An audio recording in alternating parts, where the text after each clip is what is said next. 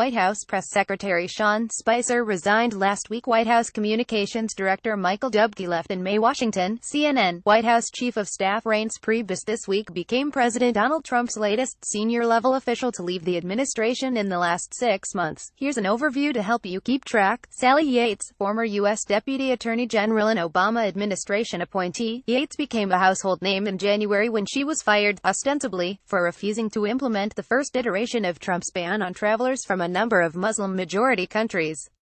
Just 3 days beforehand, however, she had met with White House counsel Don McGahn to warn about then National Security Advisor Michael Flynn's interactions with Russian Ambassador Sergei Kislyak, raising questions about the motive behind her firing. Michael Flynn, former National Security Advisor. Flynn only served 23 days.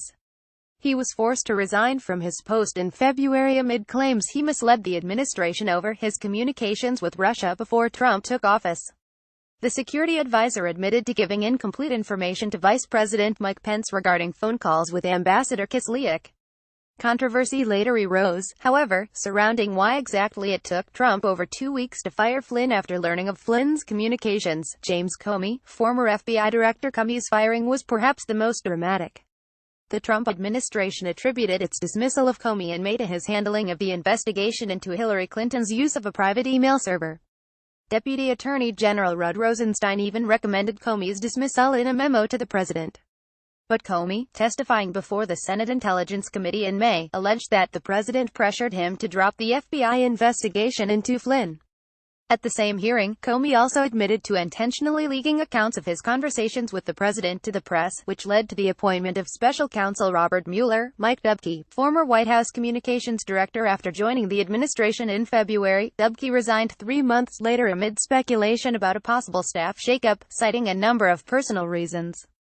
Dubke had been in the process of divesting from Crossroads and BlackRock Group, 2 communications firms at which he worked before joining the administration, and was nearing the point when he would have had to complete the divestiture, a friend said. Sean Spicer, former White House press secretary. Spicer's resignation last week didn't come as much of a surprise. The White House press secretary had not conducted many press briefings for several weeks, handing the reins over to his then-deputy Sarah Huckabee Sanders instead. It was the appointment of Anthony Scaramucci as White House Communications Director, however, that broke the camel's back. Spicer had adamantly opposed bringing on the New York financier and former Trump campaign fundraiser, multiple sources said. His resignation came in spite of Trump's request that he remain in this position, a White House official and top GOP advisors said. Minor exits lost in a wave of high-drama ousts. 2 other figures have bowed out of the Trump administration, former Deputy Chief of Staff Katie Walsh and former Director of the Office of Government Ethics Walter Shaub.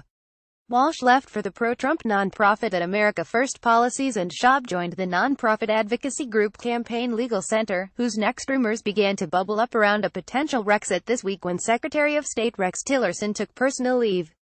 But the former Exxon CEO quickly aimed to put the rumors to bed, saying his relationship with Trump is good. Meanwhile, Trump continued to publicly decry Attorney General Jeff Sessions this week, tweeting that the Attorney General is weak and beleaguered. Monday night, Trump even joked about firing Health and Human Services Secretary Tom Price.